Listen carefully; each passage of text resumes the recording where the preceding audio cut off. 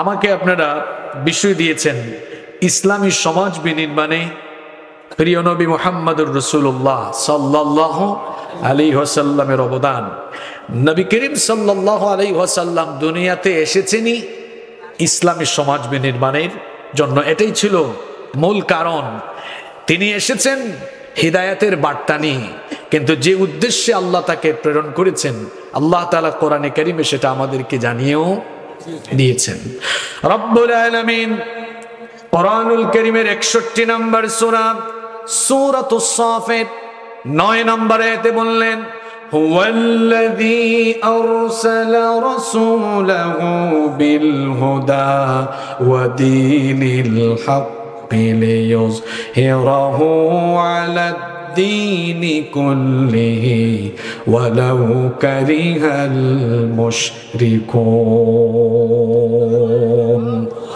আল্লাহ তাআলা বলছেন তিনি হচ্ছেন সুমহান সেই সত্তা যিনি তার রাসূলকে হিদায়াত এবং দ্বীনে হক এই দুটো জিনিস দিয়ে পৃথিবীতে পাঠিয়েছেন। কেন পাঠিয়েছেন? রব্বুল আলামিন বলছেন লিইয়ুযহিরাহু আলাদ দীনি কুল্লিহি ওয়ালাউ কারিহাল মুশরিকুন।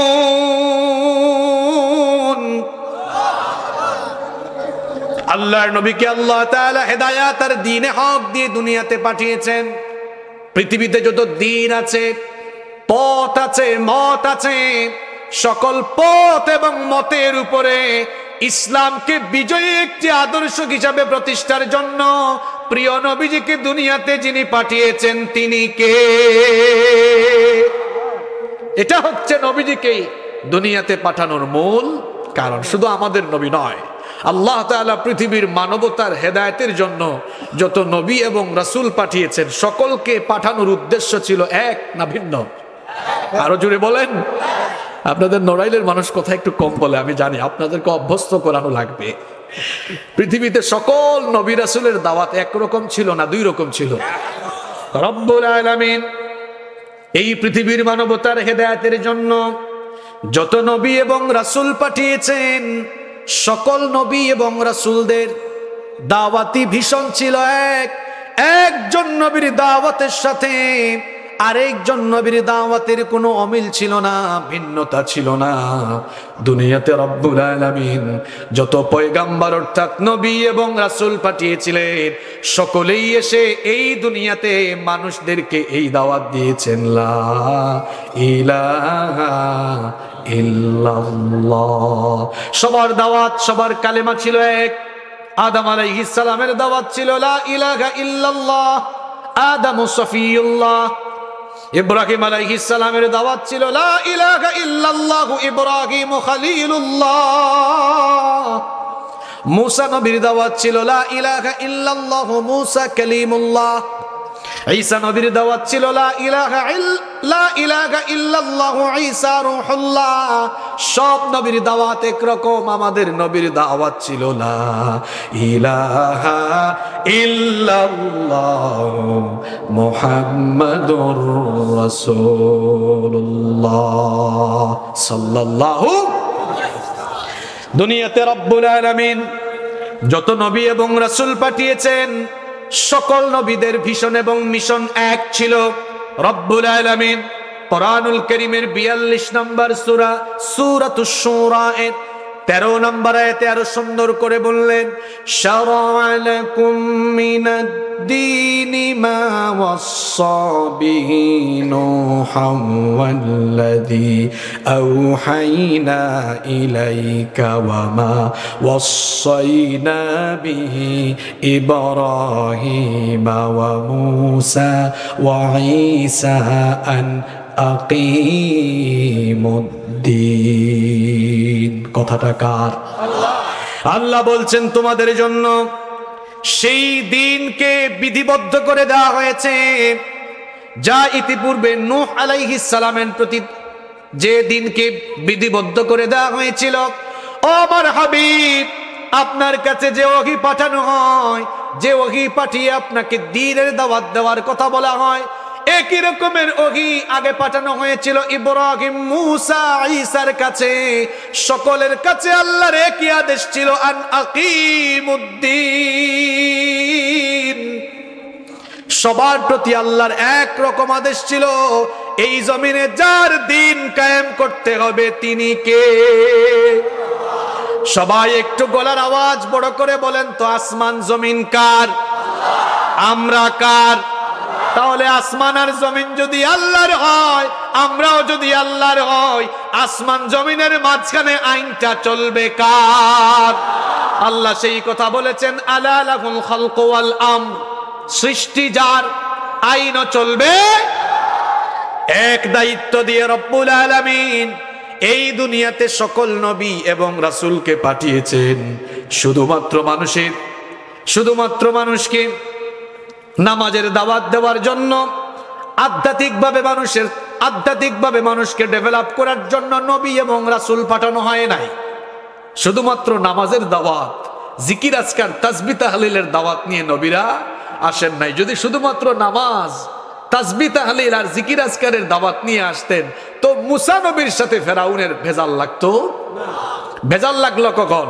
মুসা নবী যখন বলেছেন, ফেরাউন মিশর তোমার মতো চলবে না, মিশর চলবে কার বিধান মতো? ফেরাউন তখন কয়, দেখছনি কারবার, আমার নির্বাচনী এলাকায় নতুন রীতিনীতি নিয়ে এসেছে, তখনই ভেজাল লাগছে। ঠিক কিনা বলেন? ইব্রাহিম আলাইহিস সালাম শুধু যদি নামাজ, রোজা, তাসবিহ তাহলিলের দাওয়াত দিতেন, নমরুদ ইব্রাহিম আলাইহিস সালামকে অগ্নিকুণ্ডে নিক্ষেপ করতো না। যখনই তিনি আল্লাহর জমিনে আল্লাহর দ্বীন কায়েমের কথা বলেছেন, তখনই তার উপরে জুলুম নির্যাতনের স্ট্রিম রুলার নেমে এসেছে। নবী করিম সাল্লাল্লাহু আলাইহি ওয়াসাল্লাম তিনি যদি শুধু নামাজ রোজার কথা বলতেন, আবু জাহেল বলতো, ভাতিজা অসুবিধা নাই, কাবা শরীফের খতিবও তুমি হয়ে যাও, কোনো ঝামেলা নাই। কিন্তু যখনই তিনি বললেন, আইয়ুহান নাস কুলু লা ইলাহা ইল্লাল্লাহ তুফলিহু, যদি জীবনে সফলতা চাও, সমৃদ্ধি চাও, লা ইলাহা ইল্লাল্লাহ পড়ো। ইলাহ এটা আরবি শব্দ, এর অর্থ হলো মাবুদ, উপাস্য। এর অর্থ হলো আইনদাতা, বিধানদাতা। আমরা যে বলি লা ইলাহা ইল্লাল্লাহ, আল্লাহ ছাড়া কোনো ইলাহ নাই, আল্লাহ ছাড়া কোনো উপাস্য নাই, আল্লাহ ছাড়া কোনো বিধানদাতা নাই, আইনদাতা নাই। আইনদাতা, বিধানদাতা একমাত্র যিনি, তিনি কে?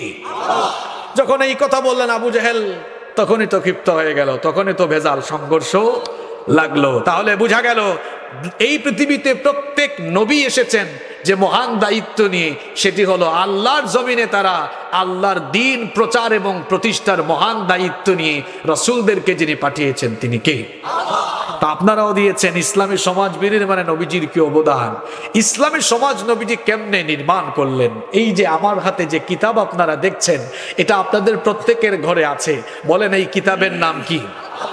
আর একটু জুড়ে বলেন, এই কোরআন কি একদিনে নাজিল হয়েছে? এখানে একটা হিকমা আছে। এটা নাজিল হয়েছে কত বছরে? 23 বছরে। কেন 23 বছরে নাজিল হয়েছে? যখন যেটা নাজিল করা দরকার ঠিক তখন সেটা নাজিল করেছেন কে? আল্লাহ চাইলে একবারে নাজিল করতে পারতেন না? পারতেন। কিন্তু আল্লাহ তাআলা অল্প অল্প করে ধারাবাহিকভাবে 23 বছরে কোরআন নাজিল করেছেন। কেন? মক্কায় 13 বছর এই কোরআনের আইন প্রতিষ্ঠা হয় নাই।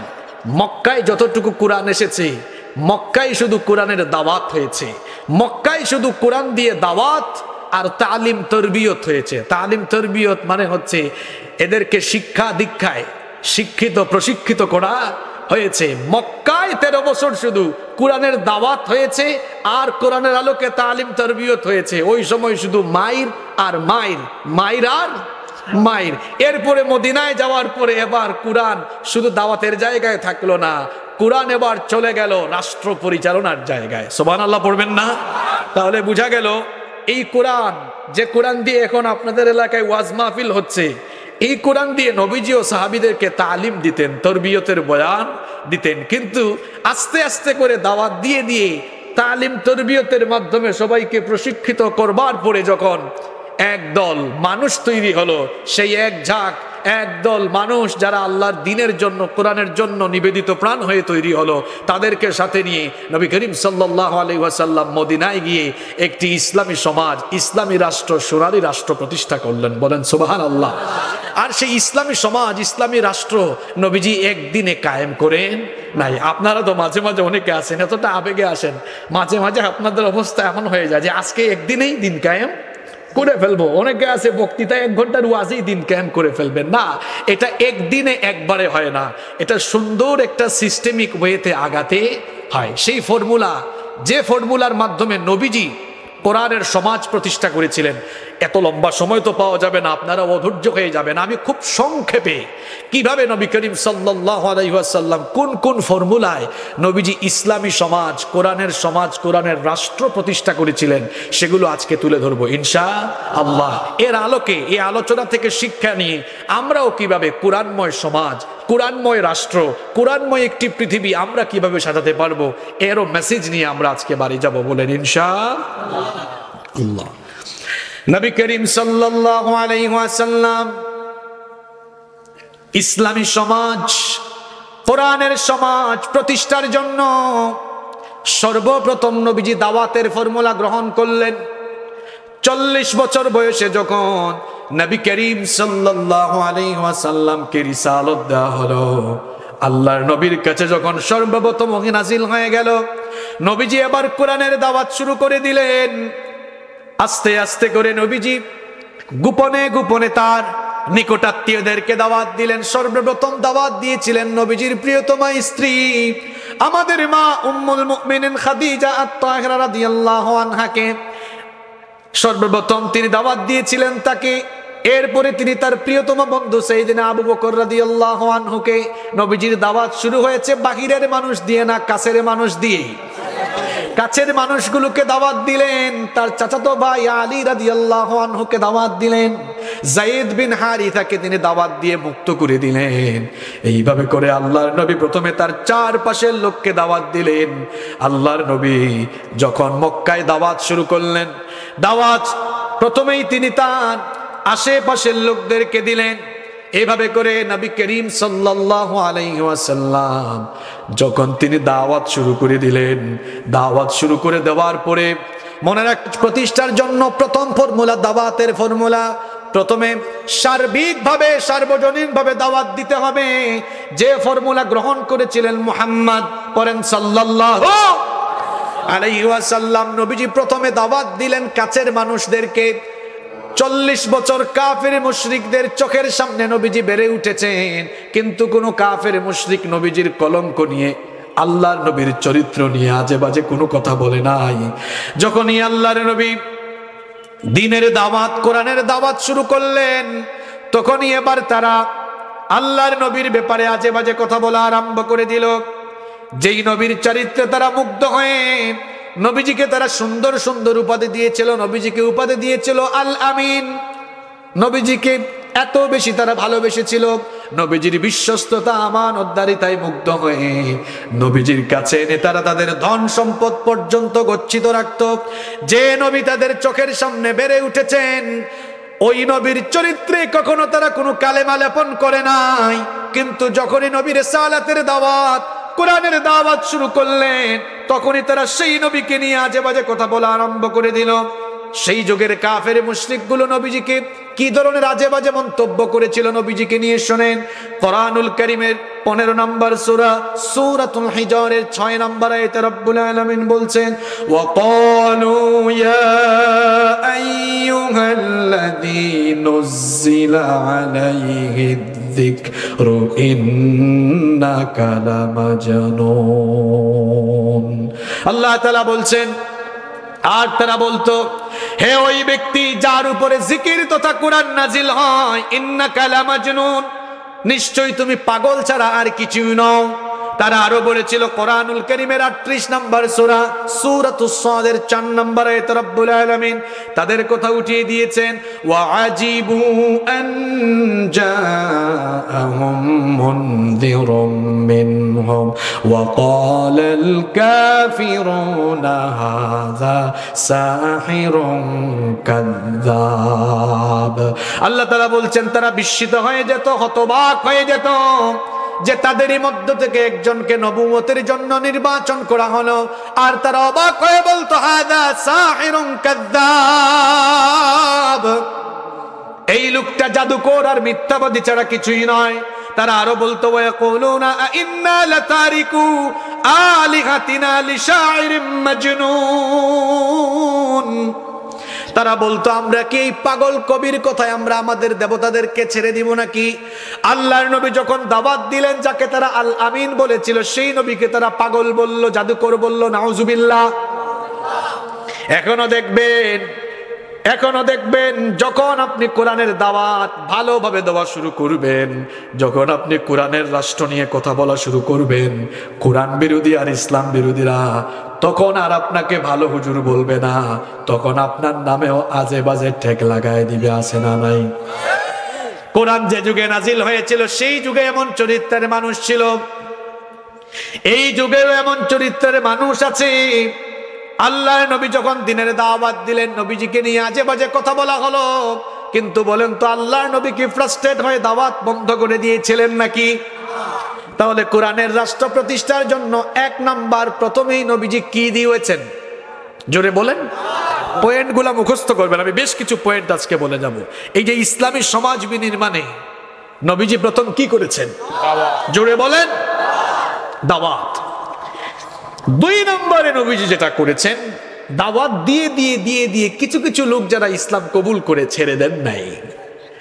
নবীজি মক্কায় সর্বপ্রথম একটা শিক্ষা প্রতিষ্ঠান তৈরি করলেন। বলেন তো শিক্ষা প্রতিষ্ঠানের নাম কি? মাশাআল্লাহ, দারুল আরকাম। আরকাম হচ্ছে একজন সাহাবীর নাম। আরকাম হচ্ছে একজন সাহাবীর নাম। ওই সাহাবীর বাড়িতে নবীজি দারুল আরকাম প্রতিষ্ঠা করলেন, যেখানে ইসলাম যারা কবুল করেছেন তাদেরকে নবীজি সেখানে দার্স দিতেন, নবীজি তাদেরকে তালিম দিতেন। কারণ তালিম তরবিয়ত ছাড়া, শিক্ষা দীক্ষা প্রশিক্ষণ ছাড়া কখনোই যোগ্য, দক্ষ, আদর্শবান, চরিত্রবান মানুষ কিংবা ভালো ইমানদার হিসাবে গড়ে তোলা যাবে না। এজন্য নবীজি দাওয়াতের পরে কি করেছেন? তালিম তরবিয়ত, অর্থাৎ যারা দিন কবুল করেছে নবীজি তাদের মধ্যে এবার দ্বীনি শিক্ষা দিতে লাগলেন। ওই দারুল আরকাম ছিল মক্কায় মুসলমানদের দিন চর্চার প্রাণকেন্দ্র, যেখানে ইসলাম গ্রহণকারী সাহাবীরা যেতেন, সেখানে গিয়ে গোপনে নামাজ পড়তেন। এমনকি নবীজি সেখানে যে ওহী নবীজির কাছে আসতো, সেখানে তিনি সাহাবীদের সামনে সেগুলো বয়ান করতেন। আমরাও যদি একটা ইসলামী সমাজ গঠন করতে চাই, শুধুমাত্র রাস্তায় রাস্তায় মিছিল করলে চলবে না, নবীজির এই ফর্মুলা গ্রহণ করতে হবে। 1 নম্বরে সর্বত্র সকল জায়গায় দিনের দাওয়াত, দিনের মেসেজ ছড়িয়ে দিতে হবে। দিনের মেসেজ ছড়িয়ে দিয়েই এই মানুষগুলোকে দিয়ে আপনি ইসলাম প্রতিষ্ঠা করতে পারবেন না, নবীজির তরিকা ফলো করতে হবে। নবীজির সাথে সাথেই এই মানুষগুলোকে আবার তৈরি করার কাজ করেছেন। এজন্য আমি বাংলাদেশের বহু জায়গায় বলি, আমরা বহু বছর ধরে স্লোগান দিয়ে আসছি, আল কোরআনের আলো ঘরে ঘরে জালো। কোনো কোনো এলাকায় এটাও শুনেছি তারা বলে, আল কোরআনের আলো সংসদে জালো। স্লোগানগুলো সুন্দর, এই স্লোগানগুলোর সাথে আমি দ্বিমত নই। তবে আমি যেটা বলতে চাই, আমাদের স্লোগানগুলো বিবেকের সাথে সিস্টেমিক ওয়েতে দেওয়া দরকার। এদেশে জনশুমারি অনুযায়ী 91% মানুষ মুসলমান, কিন্তু 91% মানুষ মুসলমান হলেও আমার সন্দেহ লাগে, যদি হিসাব করা হয় দেখবেন আল্লাহর কিতাবী কোরআন, যেটা আল্লাহ আমাদের হেদায়েতের জন্য নাজিল করেছেন, 91-র মধ্যে 80 ভাগ হবে যারা কোরআন বুঝা দূরের কথা, শুদ্ধ করে কোরআনও পড়তে পারে। কথা কি ঠিক বলেছি? তো যে দেশে এখনো কোরআন বুঝা দূরের কথা, শুদ্ধ করে কোরআনও পড়তে পারে না, এখানে আপনি ঘরে ঘরে আর সংসদে কোরআনের আলো জ্বালাইবেন কেমনে? এজন্য আমি সব জায়গায় বলি, স্লোগানটা এখন এমন হওয়া দরকার, আল কোরআনের আলো আগে প্রতিটি মানুষের অন্তরে অন্তরে। এটা করেছিলেন মুহাম্মদুর রাসূলুল্লাহ সাল্লাল্লাহু। আরে সাহাবীরা কি এমনি এমনি দিনের জন্য রক্ত দিয়ে দিয়েছেন, কল্লা কাটিয়ে দিয়েছেন? না, আপনি ভালো করে সিরাত পড়ুন, ভালো করে কুরআন পড়ুন, হাদিস পড়ুন। নবীজি দাওয়াত দিয়ে দিয়ে আগে তিনি দারুল আরকামে মানুষ তৈরি করেছেন, যারা দিন বুঝার পরে তারা আল্লাহর দ্বীনের জন্য জীবন দিতে গিয়ে তারা কখনো পিছপা হয় নাই। নবীজি প্রথমে মানুষ তৈরি করেছেন, এমন মানুষ তৈরি করেছেন যাদেরকে দিয়ে আল্লাহর জমিনে আল্লাহর দ্বীন কায়েম করা যাবে, দ্বীনি রাষ্ট্র কায়েম করা যাবে। মানুষ যখন তৈরি করেছেন তাদেরকে নিয়ে নবীজি যেখানেই গিয়েছেন আর নবীজি পেছনে ফিরে আসেন নাই, কারণ যাদেরকে নিয়ে এগিয়ে গিয়েছেন তারা এমন মানুষ ছিলেন, তারা দ্বীনের জন্য মরতে রাজি, কিন্তু বাতিলের সামনে, জালিমের সামনে তারা মাথা নত করতে রাজি ছিলেন না।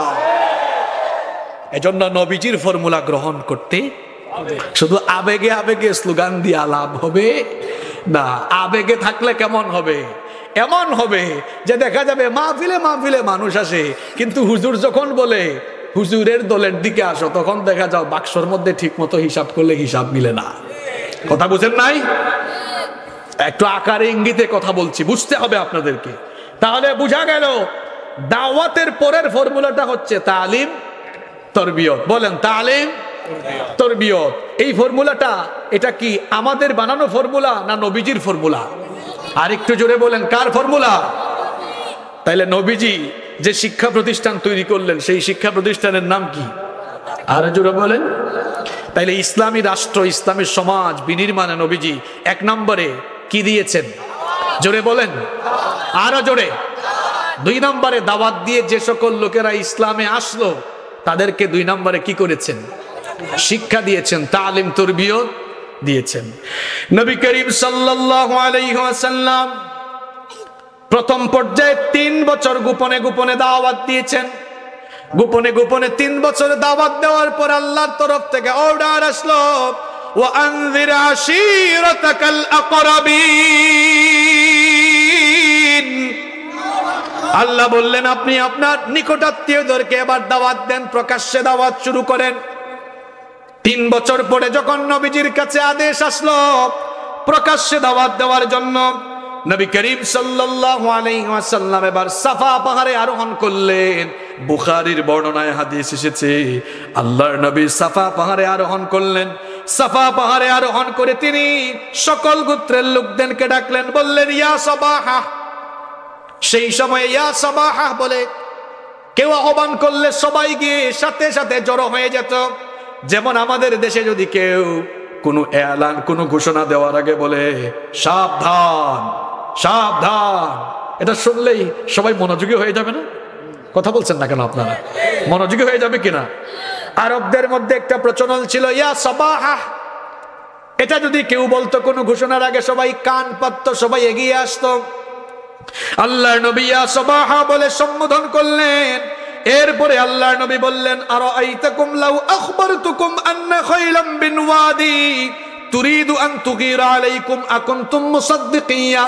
নবীজি বললেন আমি যদি তোমাদেরকে বলি এই পাহাড়ের অপর প্রান্তে শত্রুপক্ষ তোমাদেরকে আক্রমণ করার জন্য প্রস্তুতি নিয়েছে, তোমরা কি আমার কথা বিশ্বাস করবে নাকি? তারা তখন বলেছিল না, হ্যাঁ অবশ্যই আমরা বিশ্বাস করব। বালা মা জাররাবনাকা আলাইকা ইল্লা সিদকা, কারণ তোমাকে আমরা সত্য ছাড়া কোনোদিন মিথ্যা বলতে শুনি নাই। তুমি যদি বলো তাহলে আমরা অবশ্যই বিশ্বাস করব। নবীজি তখন বললেন যদি আমাকে তোমরা এতটা বিশ্বস্ত ভাবো তাহলে আমি তোমাদেরকে বলছি শোনো, ফা ইন্নী নাযীরুল লাকুম বাইনা ইয়াদাই আযাবুন শাদীদ। আমি তোমাদের জন্য কঠিন আযাবের একজন সতর্ককারী হয়ে এসেছি। আমাকে আল্লাহ নবুয়ত দিয়েছেন, রিসালাত দিয়েছেন, তোমরা আল্লাহর দ্বীনের দাওয়াত গ্রহণ করো, ঈমান আনো। তখন তারা বলেছিল মা জামাতানা ইল্লা লিহাদা, এই সব বলে আমাদের সময় নষ্ট করার জন্য কি আমাদেরকে এখানে ডেকে নিয়ে এসেছো নাকি? আল্লাহর নবী যখন দাওয়াত দিলেন তারা দাওয়াত প্রত্যাখ্যান করলো। আর দাওয়াতের বিরোধিতা আগে শুরু হলো নিজের আশেপাশের মানুষ থেকে। আবু লাহাবও সেখানে ছিল। আবু লাহাব ক্ষিপ্ত হয়ে বলল কি ব্যাপার, এই সব আজে বাজে কথা বলার জন্য কি এখানে ডেকে এনেছো নাকি? তাব্বাল্লাকা ইয়া মুহাম্মদ, মুহাম্মদ তুমি ধ্বংস হয়ে যাও, নাউজুবিল্লাহ। নবীজিকে গালি দিল। যেই নবীর মর্যাদা আল্লাহর পরে, ওই নবীজিকে কেউ যদি গালি দেয় সেটা বরদাস্ত তিনি করেন না। তিনি কে? আসতে বলবেন না, জোরে বলেন তিনি কে?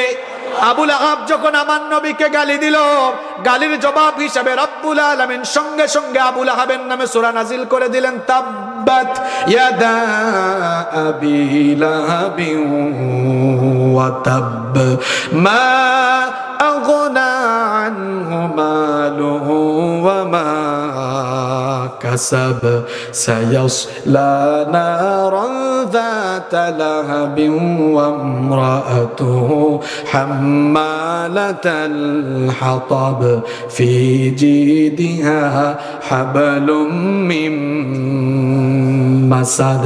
আল্লাহ জবাবে বললেন তাব্বাত ইয়াদা আবি লাহাবিন ওয়া তাব, ধ্বংস হোক আবু লাহাবের দুহাত এবং ধ্বংস হোক সে নিজেও। মা আগনা আনহু মালুহু ওয়া মা কাসাব, তার উপার্জিত কোনো ধন সম্পদ কোনো কাজে লাগলো? কোনো কাজে লাগবে না। সায়াসলা নারান যাতা লাহাবিন ওয়া ইমরাআতুহু, সে এবং তার স্ত্রী চিরেই লেলিহান অগ্নিশিখার ভেতরে প্রবেশ করবে। আবু লাহাব যখন নবীজিকে গালিগালাজ করলো, সঙ্গে সঙ্গে গালির জবাব যিনি দিয়ে দিলেন তিনি কে?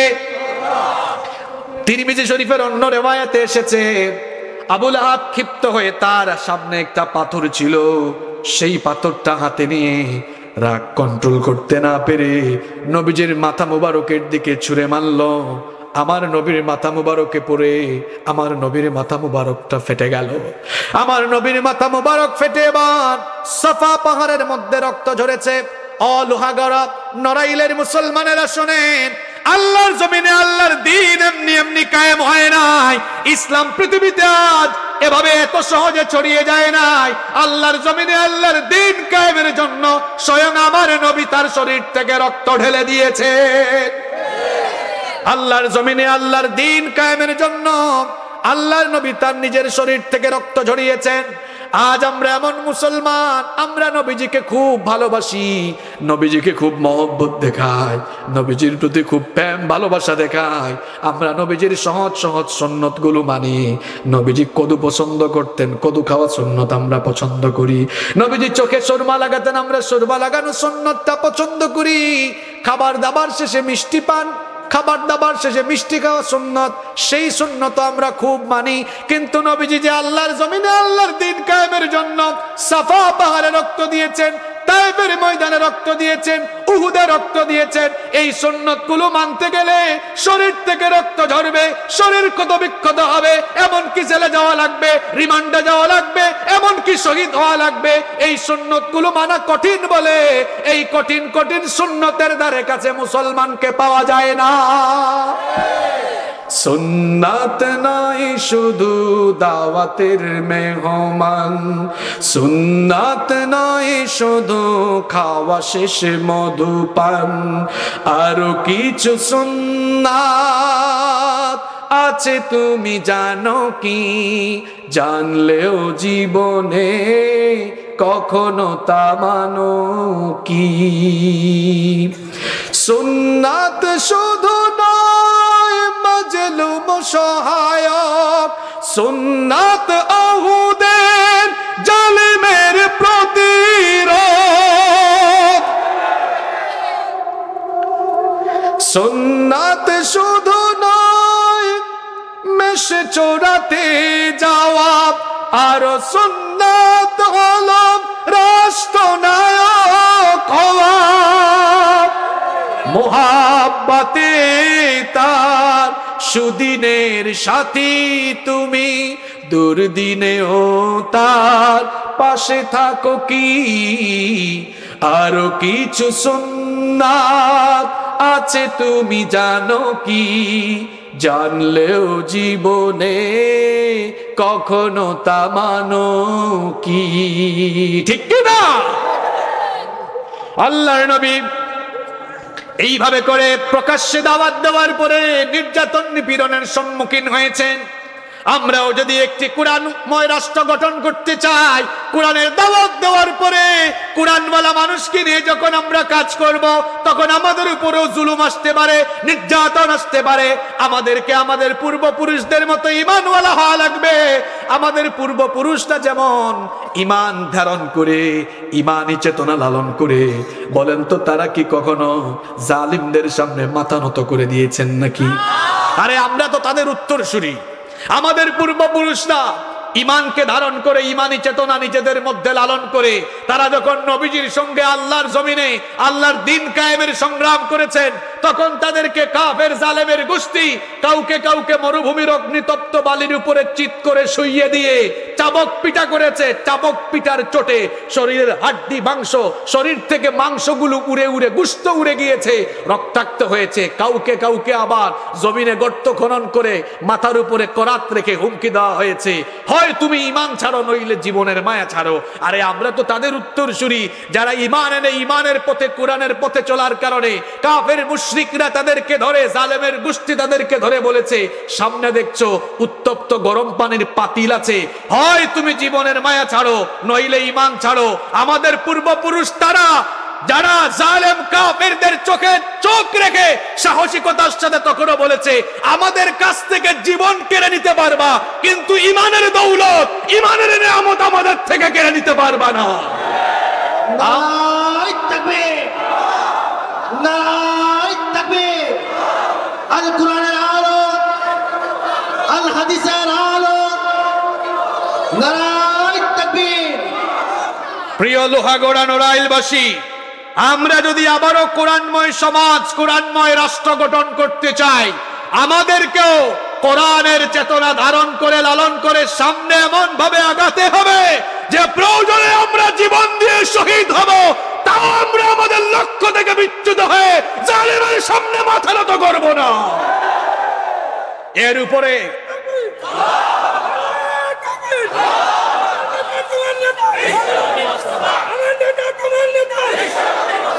কষ্ট হচ্ছে আপনাদের। লক্ষ্য যদি অটুট থাকে তাহলে সফলতা আসবেই আসবে ইনশাআল্লাহ। চতুর্দিকে অন্ধকার থেকে ভয় পাবেন না। এই যে এখন রাতের অন্ধকার, এই অন্ধকার চিরস্থায়ী নয়, এই অন্ধকার শেষ হয়ে ভোরের আলো ফুটে উঠবে। অন্ধকারের পর যেমন আলো আসে, দিনের পরে যেমন রাত, রাতের পরে যেমন দিন আসে, ঠিক তেমনি ভাবে ইসলামের উপরে এখন যে তমসাচ্ছন্ন অন্ধকার এসেছে, এই অন্ধকার চলে গিয়ে দেখবেন পৃথিবীতে খুব নিকটবর্তী সময়ে ইসলামের বিজয়ের আলো ফুটে উঠবে ইনশাআল্লাহ। গর্ভবতী মায়ের প্রসব বেদনা যখন বাড়ে, সন্তান হওয়ার সম্ভাবনা তখন বাড়ে না কমে? কথা বলছেন না কেন? কথা বলে ঘামাই আমি আর ক্লান্ত হয়ে যান আপনারা। গর্ভবতী মায়ের প্রসব বেদনা যখন বাড়ে, সন্তান হওয়ার সম্ভাবনা তখন বাড়ে না কমে? লোহাগড়া নড়াইলের মুসলমানরা চতুর্দিকে নির্যাতন দেখে আপনারা হতাশ হবেন না। গর্ভবতী মায়ের প্রসব বেদনা বাড়লে সন্তান হওয়ার সম্ভাবনা যেমন বাড়ে, ঠিক তেমনি ইসলামের পথের মুজাহিদদের উপরে যখন জালিমদের রুশানল নির্যাতন নিষ্পেষণ বাড়ে, ইসলামের বিজয় তত বেশি কাছে ঘনিয়ে আসে। হতাশ হবেন না। আগামীর পৃথিবী ইসলামের পৃথিবী ইনশাআল্লাহ। আগামীর পৃথিবী কোরআনের পৃথিবী ইনশাআল্লাহ। আল্লাহ আমাদেরকে দিনের উপরে অটল রাখেন। কষ্ট হচ্ছে আপনাদের? ফর্মুলাগুলোর কথা মনে আছে? কি মনে আছে দেখি বলেন। 1 নাম্বার, আরো জোরে বলেন, আরো জোরে। 2 নাম্বার তালিম তারবিয়ত। 3 নাম্বার, আচ্ছা 3 না, রাষ্ট্রপুরে এত সহজ না, আরো আছে, আরো আছে। 3 নাম্বারটা আপনাদেরকে পয়েন্ট বলি নাই। 3 নম্বরে প্রকাশ্যে দাওয়াত যখন দিবেন, আপনি যখন এই যে 1 নাম্বার দাওয়াতি কাজ করে কোরআনময়, কোরআনওয়ালা মানুষ গঠন করে সামনে আগাবেন, আপনার উপরে আবার জুলুম আসবে, নির্যাতন আসবে। কেন জানেন? ইসলামের পথটা ফুল বিছানো নয়, এখানে কাটা আছে, কাটা বিছানো। এখন কাটা বিছানো যেখানে হিকমত আর সবর অবলম্বন করতে হবে, সেখানে 3 নাম্বার সবর অবলম্বন করতে হবে। এটাও নবীজির ফর্মুলা। যখন চতুর্দিকে নির্যাতন শুরু হয়ে গেল, আল্লাহ আয়াত নাজিল করলেন, ওয়ালি রাব্বিকা ফাসবির। ও নবী, ফ্রাস্ট্রেট হবেন না, হতাশ হবেন না।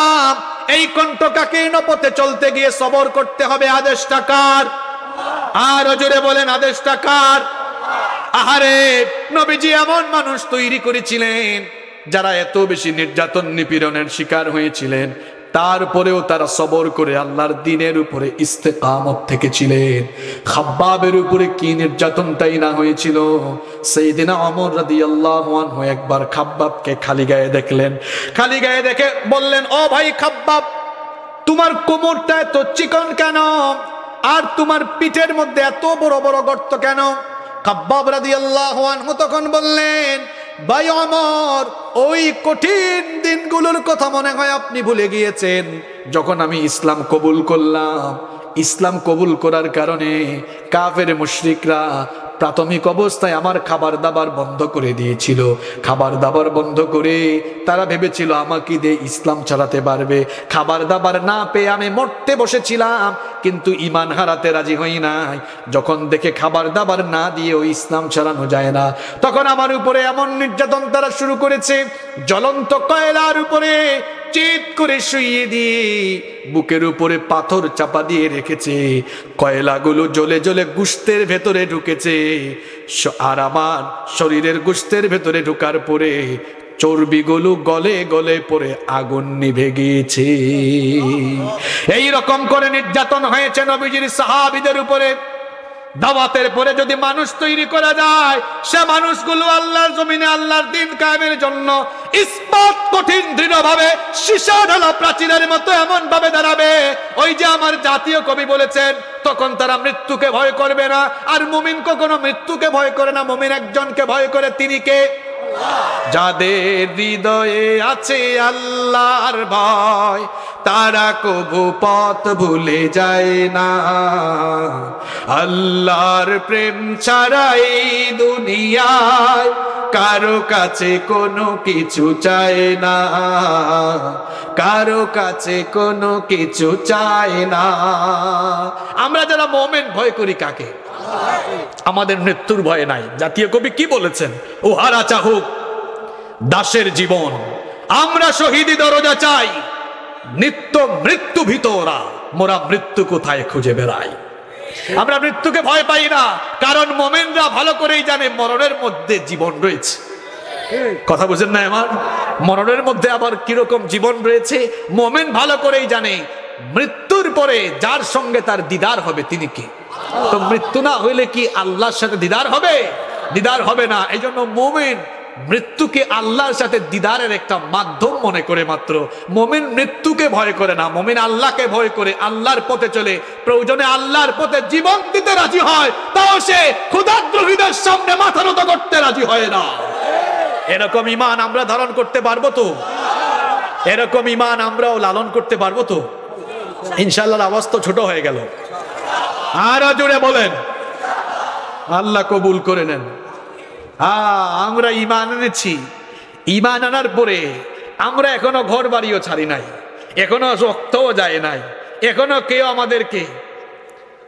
আমাদেরকে এখনো পর্যন্ত সেরকম নির্যাতন করে নাই। আমরা তার জন্য আমি প্রায় সময় বলি, আমরা ফ্রি ঈমান পেয়েছি। আমরা ঈমানের জন্য কোনো বিনিময় দেই নাই। আর আমাদের পূর্বপুরুষরা ঈমানের জন্য এমন বিনিময় দিয়েছেন, ঈমান আনার পরে ঈমানের কারণে ঘর বাড়ি ছাড়তে হয়েছে, ঈমানের কারণে ভিটা মাটি ছাড়তে হয়েছে, ঈমানের কারণে পরিবার ত্যাগ করতে হয়েছে। তারা এমন ঈমান লালন করেছেন, ঈমানের জন্য সব ত্যাগ করতে রাজি, কিন্তু ঈমান ছাড়তে রাজি। এরকম মুসলমান হওয়া যাবে তো? চতুর্দিকে যখন এরকম নির্যাতন, আল্লাহর নবী আবার চতুর্থ ফর্মুলা আল্লাহ তাআলার নির্দেশে গ্রহণ করলেন, সেটা হলো হিজরতের ফর্মুলা। এটা প্রথম হিজরত ছিল। কিছু সংখ্যক লোককে যারা ঈমান এনেছিল, দুর্বল যারা বেশি ছিল, এদেরকে নবীজি হাবশায় পাঠিয়ে দিলেন। প্রথম হিজরতটা হয়েছিল কোথায়? হাবশায়। তাহলে ঈমানের কারণে আল্লাহর জমিনে আল্লাহর দ্বীন কায়েমের জন্য এমন অবস্থা হতে পারে, জালিমের গোষ্ঠী মাঝে মাঝে আপনাকে বাড়িতে থাকতে নাও দিতে। এটা এই যুগের সুন্নত নয়, এটা নবীর যুগের। কথা বলেন না কেন আপনারা? এটা নবীর যুগের। ঈমান আনার কারণে ঘর বাড়িতে থাকতে পারেন নাই, ঘর বাড়ি ভিটামাটি ছেড়ে দিয়েছেন, তাও তারা ঈমান হারা হন।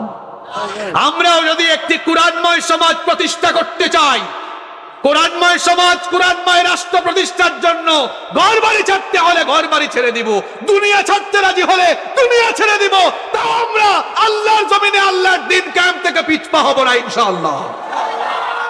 তাকবীর, তাকবীর।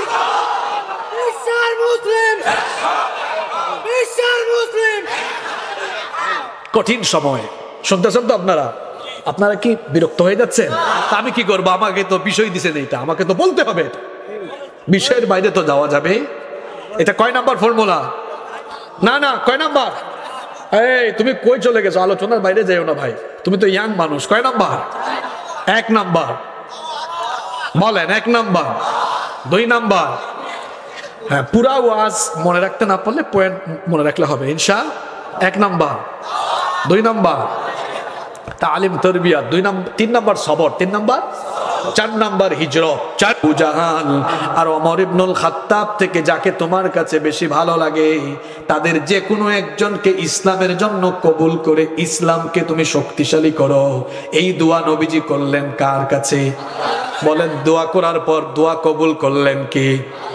এবার ইসলামের সিংহ পুরুষ ওমর রাদিয়াল্লাহু আনহু ইসলাম কবুল করলেন। ওমর মানুষটা নরম না গরম? কথা বলেন, নরম না গরম? কেমন গরম বলবো? কষ্ট হচ্ছে না তো? কিরকম গরম শুনেন।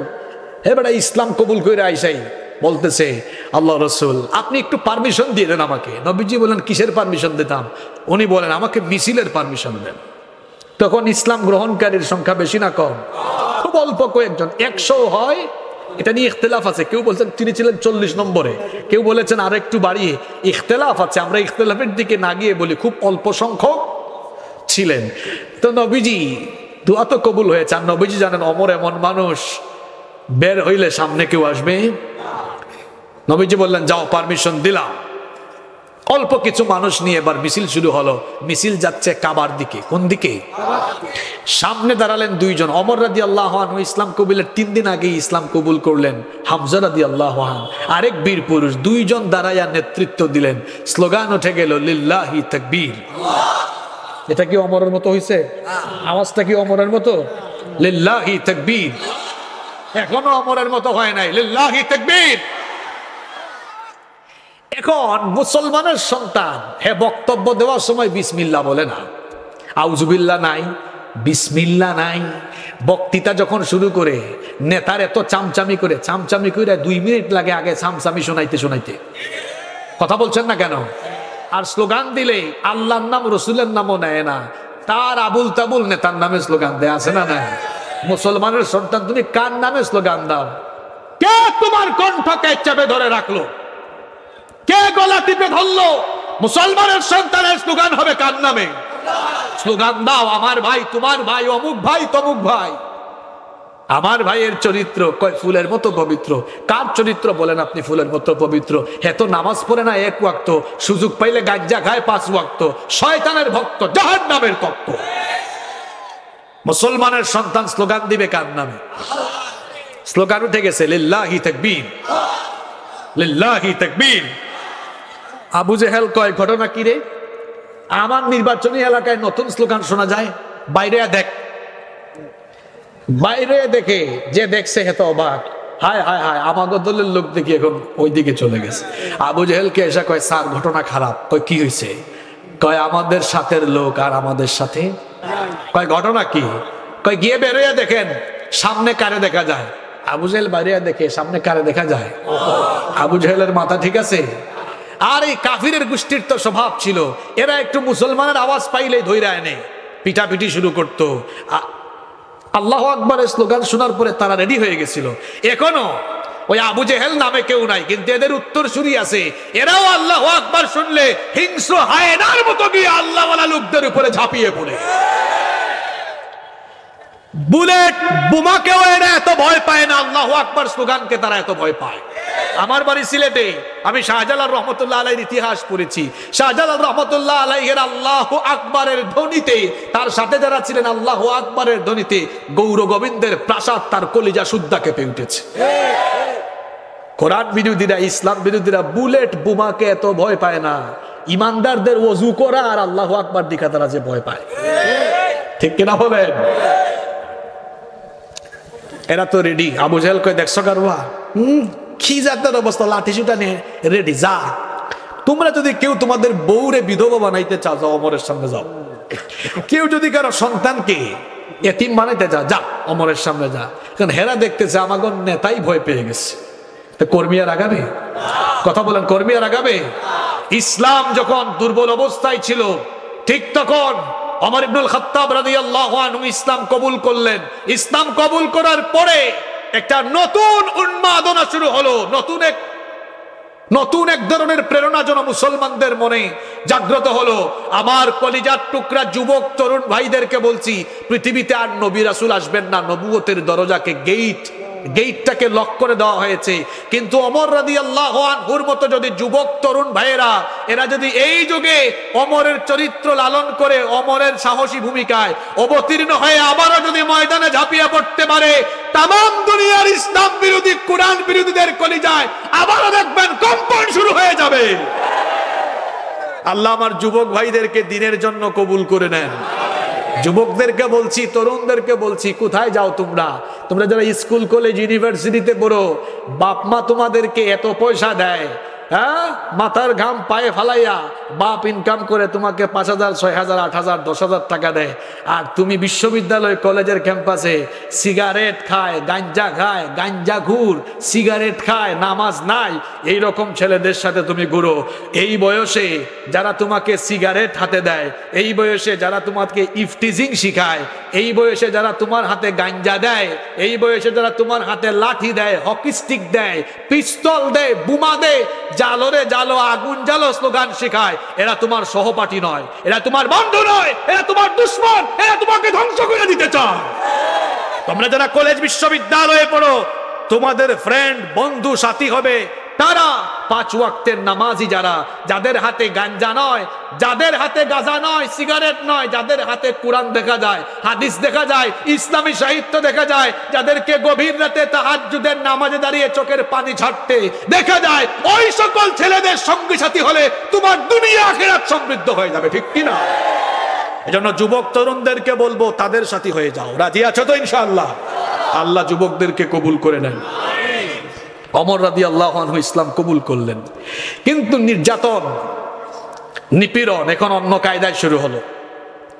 কয় কায়দা? এখন কি হইল? অন্য কায়দায়। হ্যাঁ, কাফেররা কৌশলী হয়ে গেল। কৌশলী হয়ে তারা যেটা করলো, সর্বাত্মক বয়কট। সর্বাত্মক কি করলো? শিয়াবে আবু তালিবে নবীজি কয় বছর বন্দী হয়ে গেলেন? কথাবার্তা, মেলামেশা, ব্যবসা বাণিজ্য, বিবাহ শাদী কুরাইশরা ইমানদারদের সাথে বন্ধ করে দিল। 3 বছর জেলের মধ্যে নবীজি বন্দী। শুধু লাউ খাওয়া কদু খাওয়া সুন্নত, আর দিনের জন্য যে জেলে যাওয়াও সুন্নত, এটা আমরা অনেকে জানি না, ঠিক কিনা বলেন? আমাদের দেশে কিছু মুনাফিক মার্কা মুসলমান আছে, নন্দিত আলেমরা যখন বিনা দোষেই তাদেরকে অপরাধী বানানো হয়, তখন হেরা বলে, বুঝছি তোলে কিছু একটা করছে, নইলে আজকে এই অবস্থায় কেন? কোন পাপ করছে? নাউযুবিল্লাহি মিন যালিক। ব্যাককলের ব্যাককল, ইউসুফ নবী কোন অপরাধ করেছেন? ব্যাককলের ব্যাককল, আল্লাহর রাসূল কোন অপরাধ করেছেন? নবী রাসূলরা যখন দ্বীনের দাওয়াত নিয়ে এসেছেন, দিন বিরোধীরা তাদেরকেও জেলে ঢুকিয়েছে। সুতরাং যে সকল আলেম ওলামারা নবীওয়ালা সুন্নাত পালন করেছেন, বুঝতে হবে তাদেরকে আল্লাহ পছন্দ করেছেন।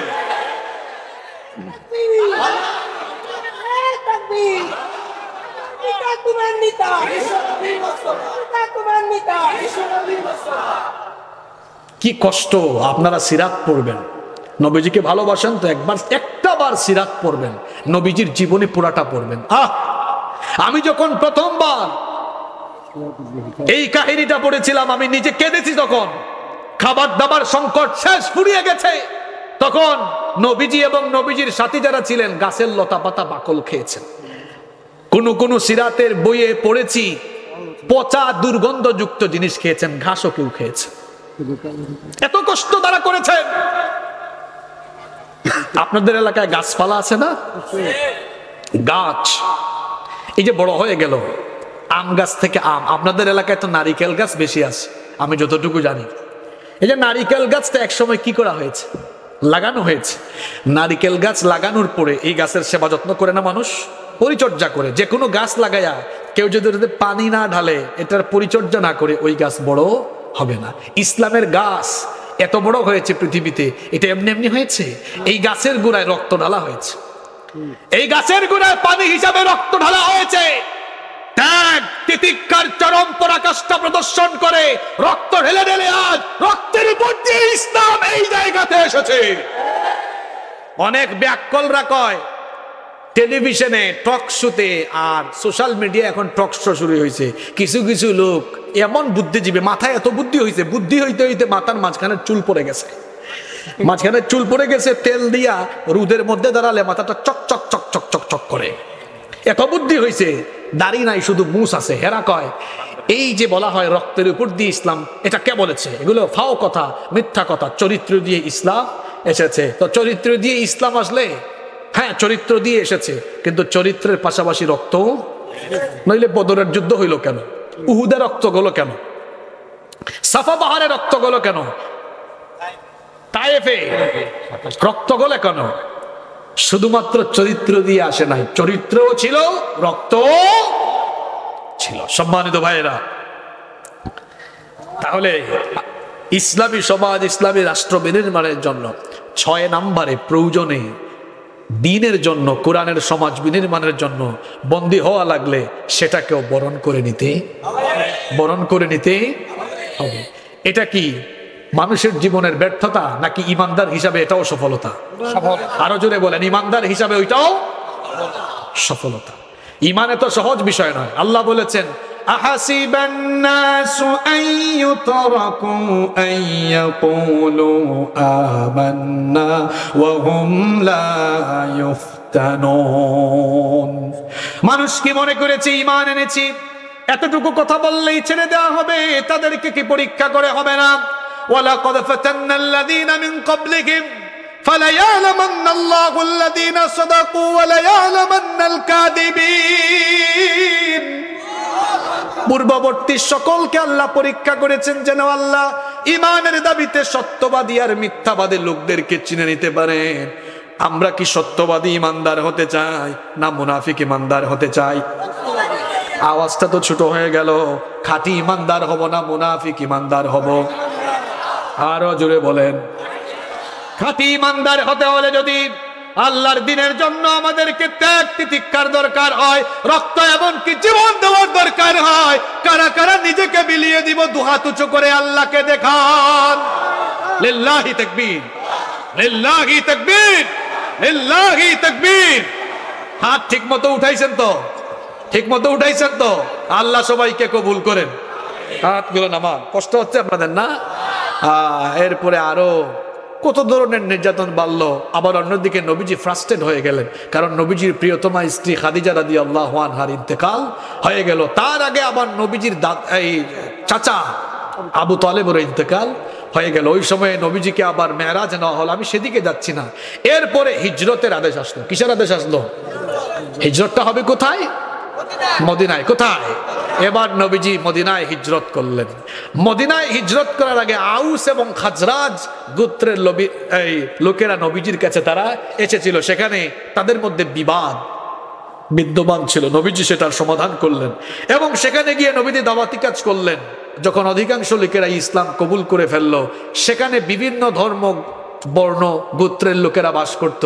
সেখানে কোনো ধরনের কেন্দ্রীয় শাসন ব্যবস্থা ছিল না।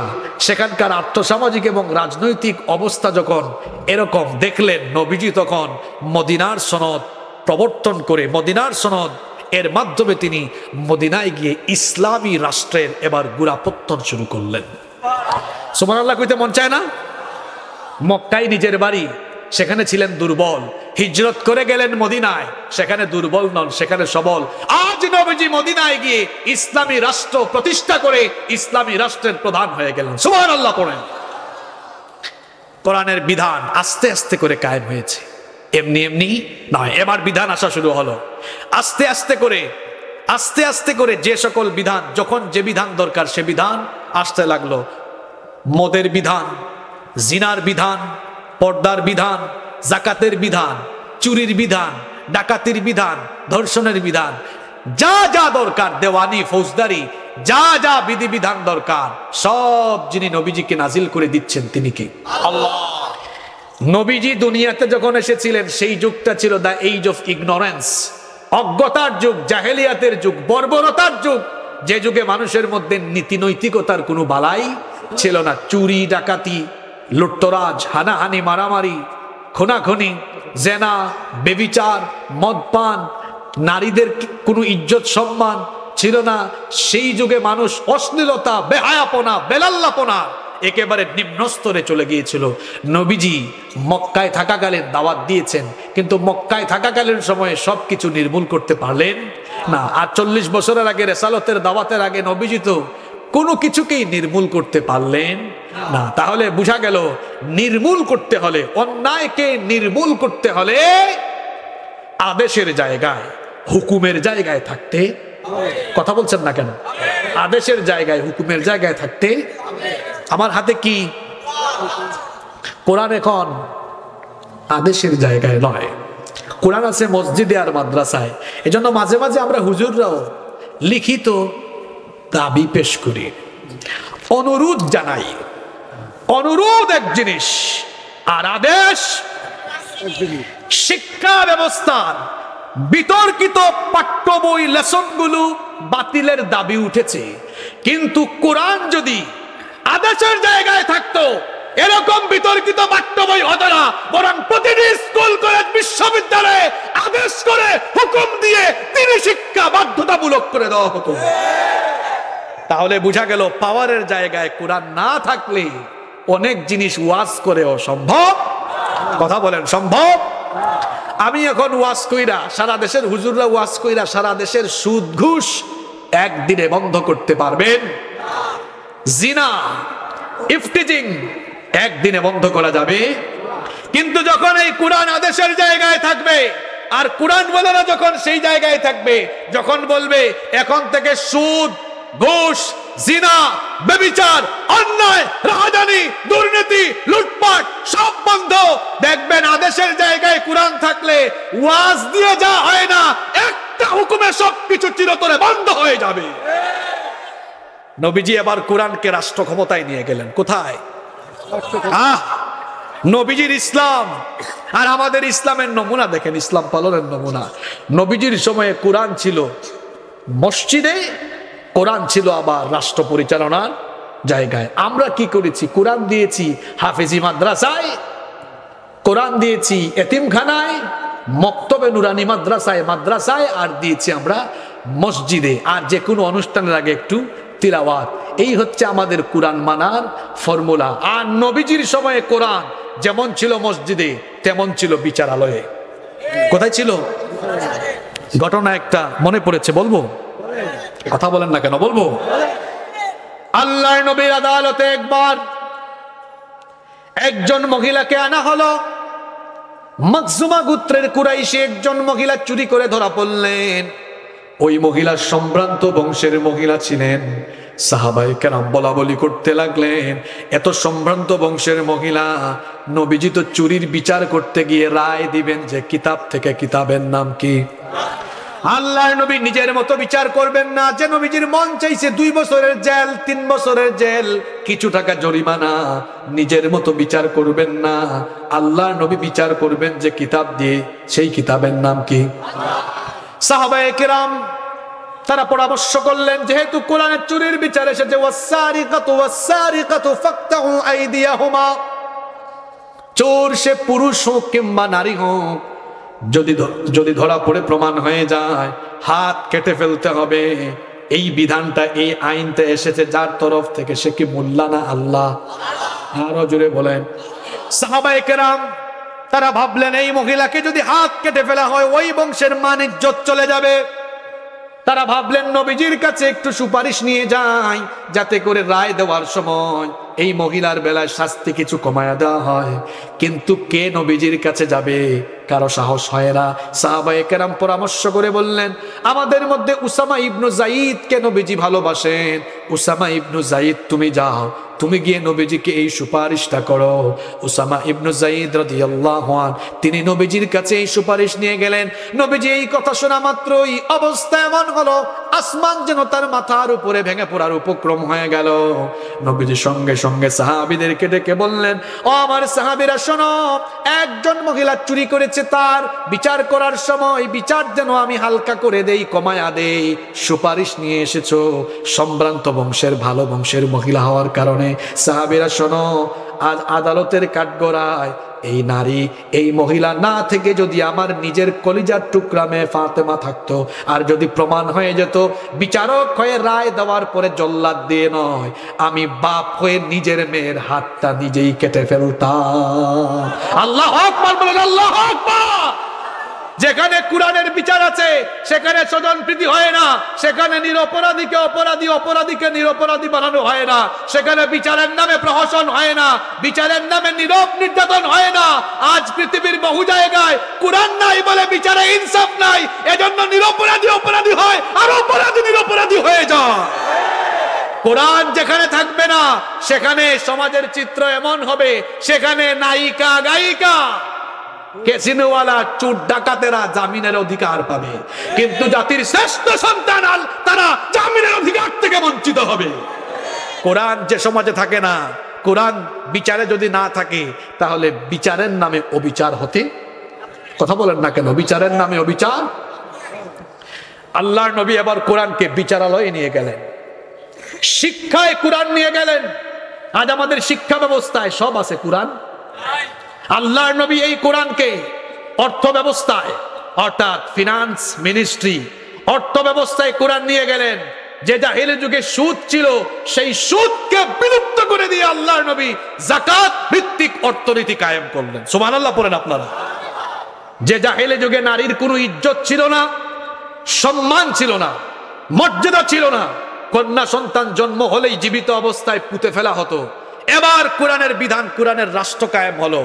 এবার নারীদেরকে ইজ্জত সম্মানে সমুন্নত করলেন মুহাম্মাদুর রাসূলুল্লাহ সাল্লাল্লাহু আলাইহি ওয়াসাল্লাম। ইসলাম নারীকে যে অধিকার দিয়েছে, সে অধিকার নবীজি প্রতিষ্ঠা করলেন। আজ যে সকল পাগল ছাগলেরা বলে ইসলাম পর্দার কথা বলে নারীদেরকে ঘরের ভিতরে আটকায় রাখতে চেয়েছে, পাগলের দল।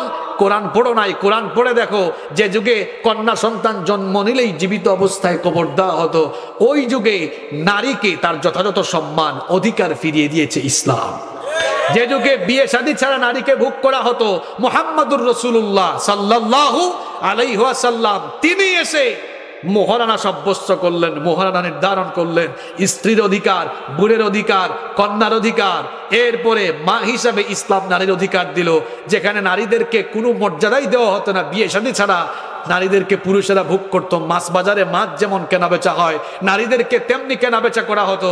ইসলাম এসে বলল, নারীরা মায়ের জাত, এদের পায়ের তলায় আল্লাহর বেহেশত রয়েছে। নারীর অধিকার সমুন্নত করলো ইসলাম। কোরআনের সমাজ, কোরআনের রাষ্ট্র। চুরি ডাকাতি, লুটপাট, রাহাজানি জাহেলি যুগে ছিল নিত্য নৈমিত্তিক ব্যাপার। নবীজি যখন কোরআনের বিধান এবার কায়েম করে দিলেন, চুরি নাই, ডাকাতিও। আমাদের সমাজ থেকে চুরি বন্ধ হচ্ছে না, ডাকাতি বন্ধ হচ্ছে না। কারণ চুরি বন্ধ হবে কেমনে? চুরির জন্য যদি কঠিন আইন করা হয়, তাহলে যারা আছে হেরা নিজেরাই চুরি করতে পারবে না। কথা বলছেন না কেন আপনারা? এজন্য আমি প্রায় জায়গায় বলি, একটা চুরির বিচার যদি কোরআন দিয়ে করা হয়, দেখবেন যতগুলো শেষরা চোর আর চামার আছে, একটা বিচারেই তারের মতো সুদা হয়ে যাবে। এবার আসেন ফিনিশিং এর দিকে যাই, শেষের দিকে যাই। কিছুদিন আগে বিশ্বকাপ হয়েছে কোন দেশে? কথা বলছেন না কেন? কাতার। দেশটা কি খুব বড়? আমাদের ঢাকা শহরের সমানও না, এত ছোট। কিন্তু অর্থনৈতিক দিক থেকে তারা আজ পৃথিবীতে অত্যন্ত শক্তিশালী একটা দেশ। কাতার, দুবাই, আমিরাত, বাহরাইন, এরাবিয়ান গালফের যে দেশগুলো আছে, ছোট্ট ছোট্ট মধ্যপ্রাচ্যের এই দেশগুলো, 1 শতাব্দী আগেও এরা মরুভূমিতে উট চালাতো, বেদুইন ছিল, যাযাবর ছিল, এত গরিব, এত অসহায় তারা ছিল। এত পরিবর্তন হয়ে আজ এত উন্নত হলো তারা কিভাবে? আপনারা বলবেন, হুজুর তাদের দেশে তেল আছে, স্বর্ণের খনি আছে, এই জন্য হেরা উন্নত হয়ে গেছে। আপনারা চালাক তো, এরকম উত্তরে দিবেন। তো আমার দেশে কি সম্পদ কম আছে নাকি? আমার বাড়ি সিলেটে। আপনারা সিলেটে যারা গিয়েছেন দেখেছেন, সিলেটে পাথরের খনি আছে, কয়লার খনি আছে, গ্যাসের খনি আছে। এদেশে সম্পদের খনির অভাব নাই। হ্যাঁ, এই সম্পদ থাকার পরে উন্নতি হয় না। চোররা চুরি করতে করতে সব খায় ফেলে। হ্যাঁ, এত চুরি করে বেগম পাড়ায় বাড়ি বানায়, দেশের টাকা বিদেশে পাঠায়। যদি তেলের খনি আর স্বর্ণের খনি পাইতো, এই চোরগুলো চুরি ডাকাতির পরিমাণ আরো বাড়াইতো। এরা এত উন্নত হলো কেন? কেন হয়েছে সেটা বলছি। তাদের দেশে কোরআনের আইন 100 ভাগ, কে বলছে আছে 100 ভাগ? নাই, কিন্তু সেনসিটিভ বিষয়গুলোতে তারা শরিয়া আইন মেনে চলে। আপনারা বলবেন হুজুর সেনসিটিভ বিষয় আবার কোনটা? চুরির শাস্তি, ডাকাতির শাস্তি, জিনার শাস্তি। মানে একটা দেশের উন্নতির পথে চুরি, দুর্নীতি এগুলোই তো প্রধানতম অন্তরায়। যদি দায়িত্বশীল চেয়ারে মনে করেন আমরা তিনজন দায়িত্ব পাই আমরা যদি তিনজনে চুরি করে দেই তাহলে দেশ আর আগাবে? চুরির বিধানটা যদি ঠিক মতো হয়, শাস্তিটা ঠিক মতো হয়, তাইলে আর দেশের উন্নতি আর অগ্রগতির পথে বাধা থাকবে। আপনারা সৌদি আরবে অনেকে গেছেন না, দেখছেন আজান হলে মানুষ দোকান খোলা রেখে নামাজে চলে যায়, কেউ কারো কেসে এসে হাত দেয়, দোকানের মাল চুরি করে নিয়ে যায়। আরে আমার দেশে তো এরকম ফালাইয়া থুয়া গেলে সব নিয়ে চলে যেত। কিছু কিছু মানুষ তো আছে দোকানদারের সাথে কথা বলে বলে তলে তলে কাম সেরা ফেলে, আর এরকম সুযোগ পাইলে তো গোটা দোকানই খেয়ে ফেলতো। ঠিক কিনা বলেন? 100% শরিয়া আইন নাই, অল্প আছে। কি শান্তি! দেখেন কাতারের কথা মনে করাই দেই, যুবক তরুণ ভাইয়েরা তোমরা তো দেখেছো, হ্যাঁ, এবং আমার অনেক চাচা জানরাও হয়তো দেখেছেন আপনারা। কাতার বিশ্বকাপ হলে তো বিশ্বের বিভিন্ন দেশ থেকে মানুষজন আসে, পশ্চিমের দেশ থেকে, ইউরোপ